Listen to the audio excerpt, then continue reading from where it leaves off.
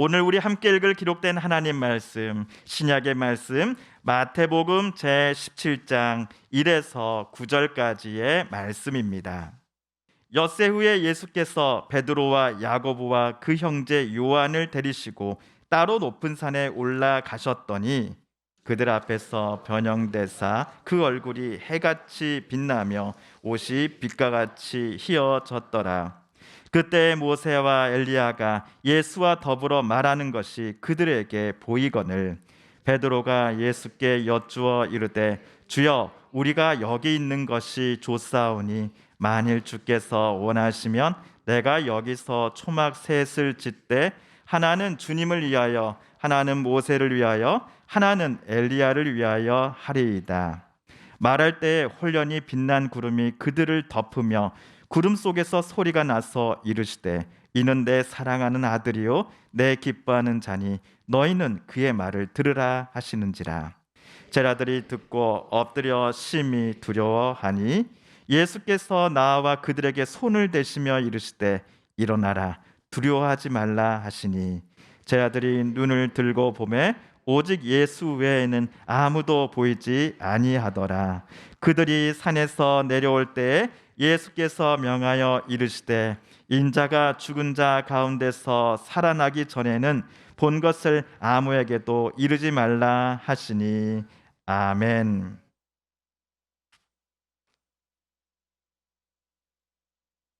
오늘 주일 달력을 보니 24절길 중 하나인 우수입니다. 우리 성도님들께서는 이런 말 들어보셨을 겁니다. 우수 아니면 경칩에 대동강물이 풀린다라는 말이죠. 우수나 경칩대가 되면 눈이나 얼음이 비로 바뀌면서 땅을 물로 촉촉히 적셔주기 시작하기 때문일 것입니다. 그러니까요. 신기하게도 우수는 우리 한자를 보시면 비우자에 물수라는 한자가 합쳐져 있습니다.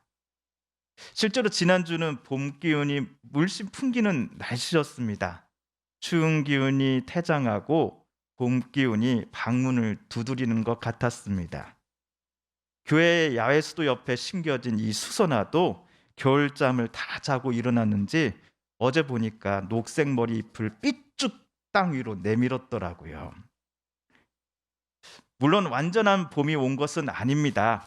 내일부터는 아니 오늘만 하더라도 다시 기온이 영하로 내려가 있습니다. 그러나 이렇게 따뜻한 기온과 꽃샘추위를 몰고 오는 찬 기온 사이에 옥신각신하는 것을 우리가 바라보는 동안 어느 순간 따뜻한 봄이 우리에게 나 여기 있어요라고 방긋 웃으며 말해주지 않을까 싶습니다. 바라기는 우수 때 찾아오는 이 따뜻한 기온과 봄바람이 저와 여러분의 마음과 몸 그리고 우리 삶 속에 남아있는 얼음들도 다 녹여줬으면 좋겠습니다. 지난 겨울 내내 녹지 않고 차갑고도 단단하게 얼어 있었던 우리 삶 속의 얼음들이 우수 때에 맞춰 찾아오는 이 따뜻한 봄 기운으로 녹게 되기를 저는 원합니다. 우리 성도님들의 몸의 건강에 대한 염려라고 하는 얼음들, 큰 슬픔과 이별의 아픔을 겪고 난 후 마음속에 남아있는 미안함과 그리움의 응어리라고 하는 얼음들, 사랑하는 가족들 또는 친구, 친지들의 아픔과 문제를 모른 척 않고 함께 아파하며 그들의 무거운 얼음을 함께 나누며 같이 짊어지고자 하는 분들 속에 걱정, 염려라고 하는 얼음들이 하나님 아버지께서 주시는 따뜻한 성령의 기운으로 말미암아 모두 녹게 되기를 저는 간절히 소망합니다. 우수 때 얼음과 눈이 따뜻한 봄 기운으로 말미암아 비와 물로 바뀌어 딱딱했던 대지를 포근히 적셔 주어서 땅으로 하여금 새싹을 틔워낼 준비를 하게 만들어주지 않습니까? 그렇다면 우리 속에 그 고통과 근심, 염려, 눈물의 응어리라고 하는 그 얼음들이 하나님이 주시는 따뜻한 사랑과 인도하심과 은혜로 말미암아 우리의 눈물과 함께 모두 녹아서는 저와 여러분의 삶 속에서 새로운 소망을 틔우는 것을 우리가 바라볼 수 있었으면 좋겠습니다. 어떤 분은 목사님, 우리 안에 그런 응어리들, 얼음들이 아예 없도록 처음부터 하나님께서 늘 우리의 마음과 몸 그리고 우리 삶에 따뜻한 성령의 바람을 늘 불어 넣어 주시면 안 되는 건가요? 라고 제게 말씀하실지도 모르겠습니다. 사실 목사인 저도 같은 생각을 할 때가 많습니다. 가장 행복한 삶이란 저는 평범한 삶이라고 늘 말합니다. 하지만 우리의 이러한 평범함을 시기하는 크고 작은 일들이 저와 여러분에게 작년 2022년도에도 심심치 않게 찾아왔습니다. 평범함이 우리에게 가져다 주는 행복과 소소한 기쁨을 뒤흔들고 깨트려 버리는 일들이 하나님을 안 믿는 사람이라고 하여서 많이 찾아가고 믿는 이들에게는 적게 찾아오는 것은 분명 아닙니다. 이런 차별 없음 때문에 믿는 분들 중에는 하나님께 대한 서운함과 실망감으로 말미암아 하나님을 멀리 떠난 분들도 계십니다. 그런 분들 옆에서 바라보는 이들은 걱정이 들지요. 그가 하나님께 실망한 것이 혹시 나 때문은 아닌가 하는 자책감도 없지 않습니다.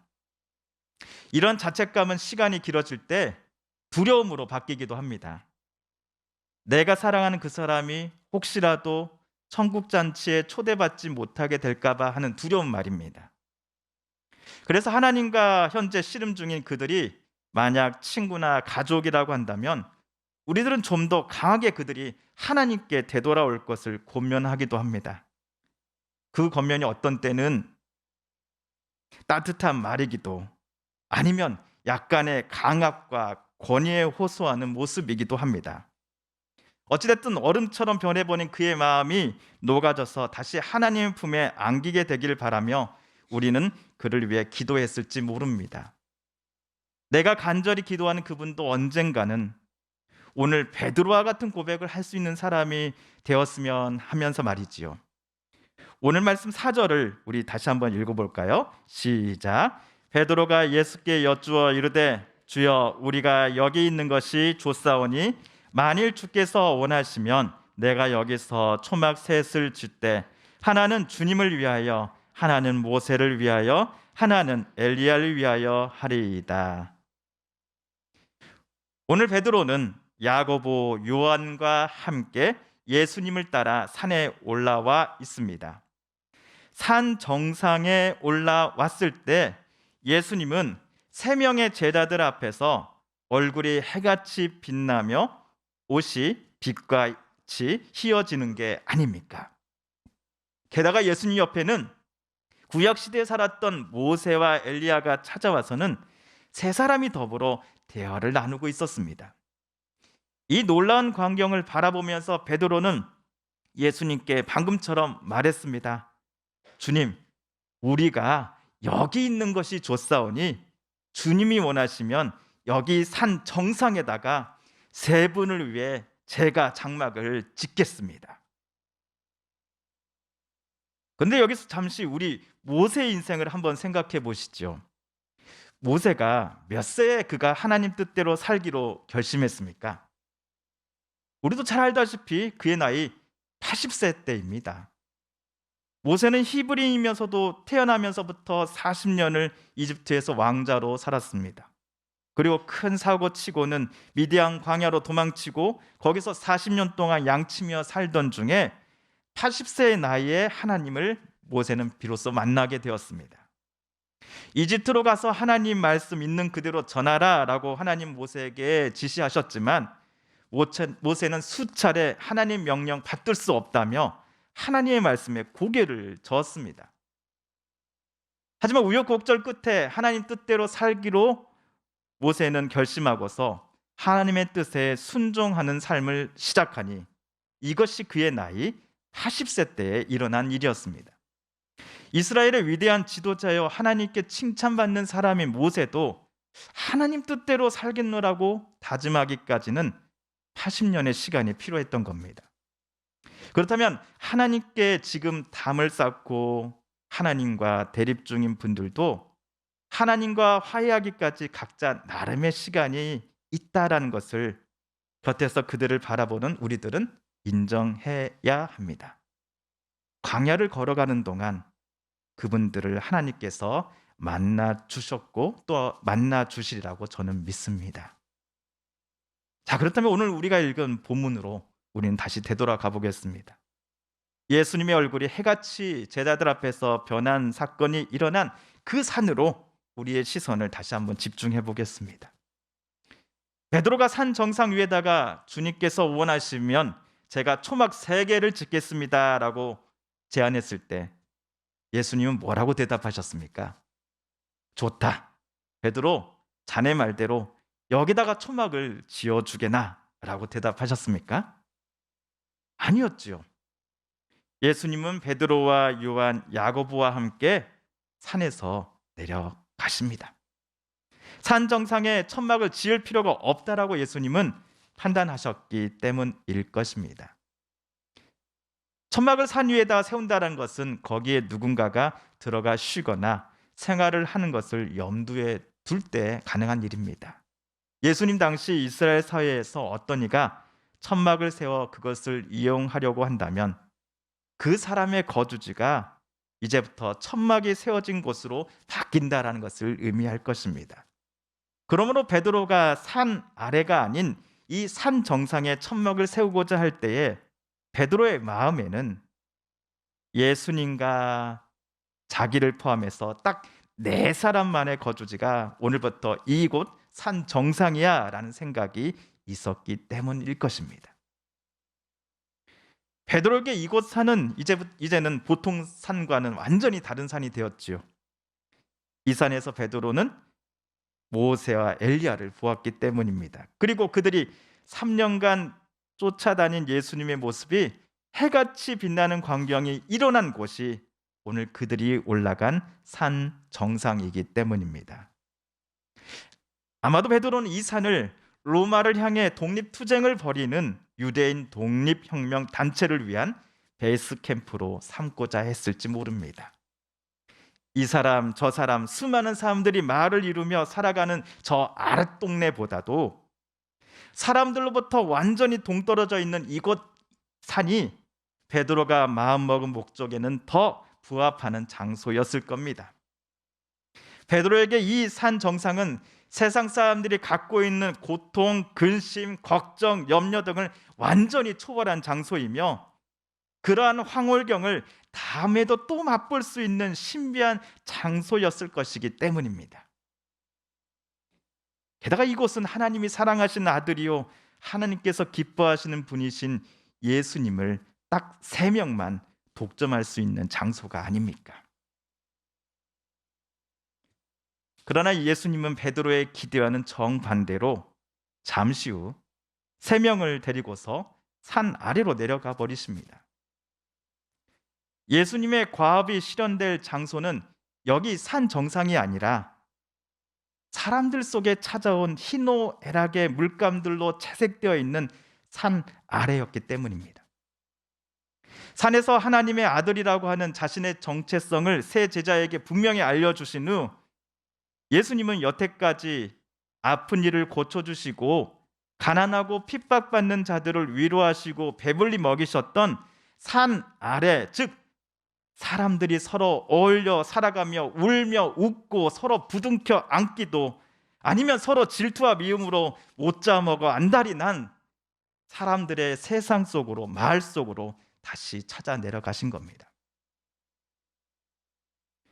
이처럼 예수님께서 베드로의 제안을 뿌리치고 산 정상에 머물지 않으며 곧장 산 아래로 내려오신 이유는 예수께서 십자가에 스스로 더 가까이 나아가시기 위해서였습니다. 우리 마태복음 16장 21절을 같이 읽어보겠습니다. 시작. 이때로부터 예수 그리스도께서 자기가 예루살렘에 올라가 장로들과 대제사장들과 서기관들에게 많은 고난을 받고 죽임을 당하고 제3일에 살아나야 할 것을 제자들에게 비로소 나타내시니, 정말 나를 따라오려는 사람이 있단다면 그 사람은 자기 자신 부인하고 자기 십자가 지고 먼저 십자가를 짊어지고 걸어가고 있는 나를 따라오십시오라고 예수님은 덧붙이셨습니다. 이때 베드로는 무슨 소리입니까? 선생님이 죽는다니요. 절대로 그럴 수 없습니다. 라고 따지듯 소리치다가 예수님으로부터 사탄아 물러가라는 꾸지람을 들었지요.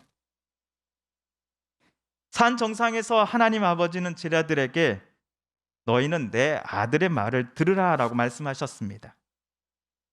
방금 말씀은 너희 제자들은 내 아들 예수의 뜻에 순종하라로 해석해도 될 것입니다. 그렇다면 예수님께서 제자들에게 바라시는 당신의 뜻은 무엇입니까? 이것이 좋사오니 이 장소에서만, 그리고 베드로, 야고보, 요한 딱 우리 세 명이서만 주님을 독차지할 거야가 절대로 아니었습니다. 그러면요, 예수님과 함께 세상으로 내려가는 것입니다. 사람들 곁에 계셨던 예수님과 제자들도 함께 있는 것입니다.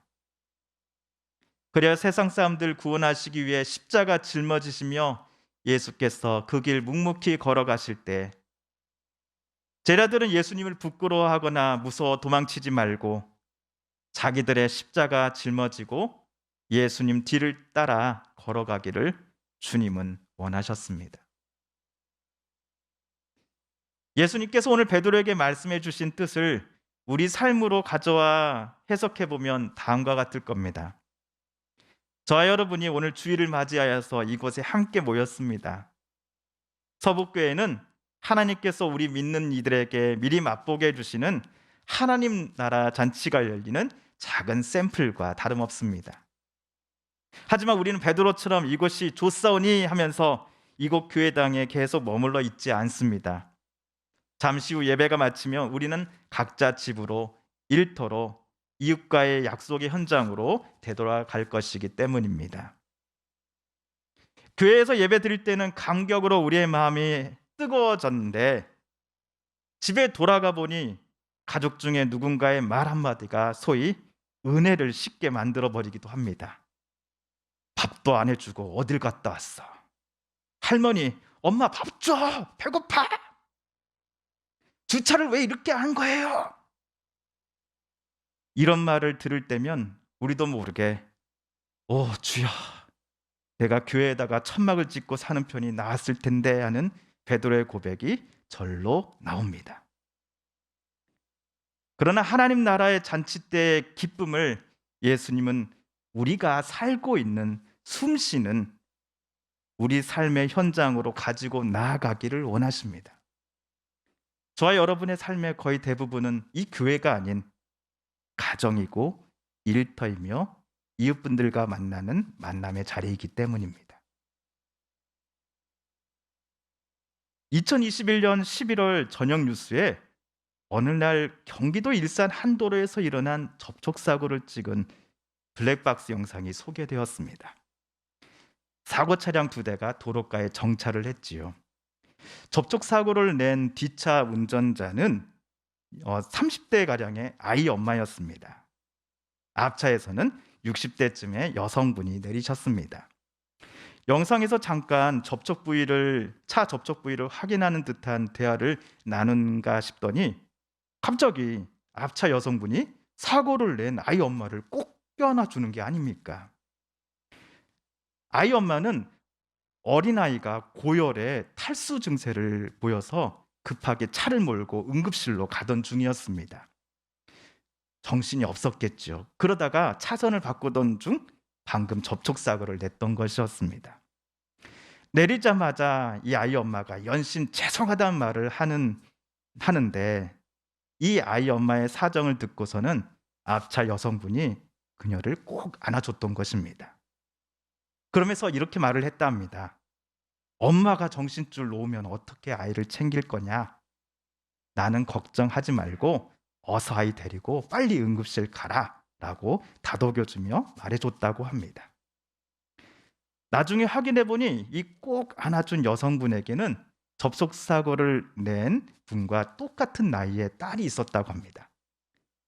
딸이 생각나서 앞차 여성분은 애기 엄마를 꼭 안아주고 빨리 응급실에 가라라고 말을 해줬던 것이지요.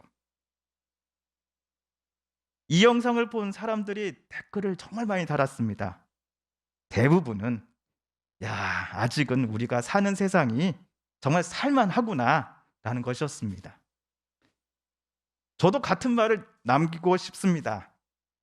그 어머님과 같은 분들 때문에 그래도 우리가 사는 세상이 살만하구나. 그리고 한마디 덧붙이고 싶습니다. 남들이 사람 살만한 세상이야 라고 느낄 만한 일들의 주인공이 예수님 따르는 저와 여러분, 우리 서북교회 교인들이 되었으면 좋겠습니다. 우리가 오늘 예배 때 하나님께서 우리에게 주신 감격과 은혜 그리고 사랑을 내 사랑하는 가족들에게 전하기를 하나님은 우리에게 원하십니다. 힘들고 답답한 세상 속에서 또는 몸과 마음이 여러 걱정들로 눌리며 고통당할 때가 있고 나는 세상 속에서 우리가 발을 딛고 살아갈 때에도 십자가 짊어지신 예수님을 저와 여러분이 묵묵히 바라보며 예수님을 나 또한 비록 조금씩이라도 닮아가기를 하나님은 우리에게 원하고 계십니다. 예수께서 우리에게 원하시는 것은 특정 장소에서만 있으면서 주님을 우리 보고 독차지하고 있으라 하심이 절대로 아닙니다. 장소가 어디든 우리가 늘 주님과 함께 있고자 하는 저와 여러분의 마음을 하나님은 기뻐하실 것입니다. 그렇다면 오늘 저와 여러분의 마음은 정말로 주님과 늘 함께 있으며 이 교회뿐만 아니라 가정과 회사와 일터, 이웃분들을 만나는 모든 곳에서 예수님 닮아가기를 정말 기뻐하고 있는지 오늘 말씀에 비추어 우리 자신을 되돌아보았으면 좋겠습니다. 함께 기도합니다. TV CF, 라디오 CM, 선거 홍보 영상, 기업 홍보 및 기록 영화를 전문으로 기획, 촬영하여 제작하는 산여울 기획은 1등 제품을 2등 가격으로 공급합니다. 산여울 기획.